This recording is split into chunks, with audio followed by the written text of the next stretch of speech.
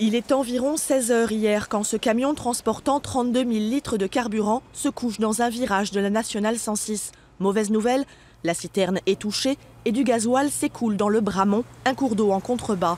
Première priorité des secours, stopper l'écoulement des hydrocarbures. On va vider la citerne accidentée et la mettre dans une citerne intacte. Ensuite, procéder au relevage de la remorque qui a été accidentée. Donc c'est un point un petit peu délicat, on va le faire ça sur le tapis de mousse pour éviter tout problème de départ d'incendie.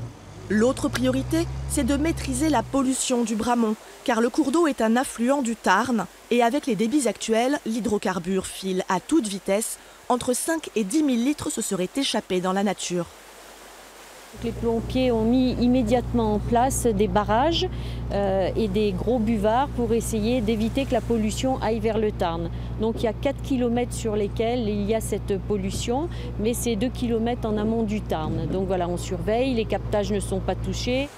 Dans le hameau de Nauzières, en contrebas, cette éleveuse s'inquiète pour ses brebis qui viennent normalement s'abreuver dans le Bramont.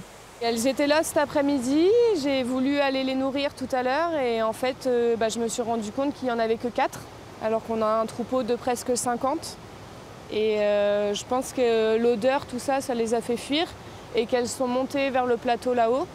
Après ce qui moi m'inquiète en tant qu'éleveuse, c'est que la seule rivière qui peut les alimenter en eau, c'est celle-ci. Parce que ce n'est pas le premier accident dans ce virage, des riverains appellent à une mobilisation citoyenne. Lundi matin, ils bloqueront la 106 pour demander l'interdiction de circulation des camions.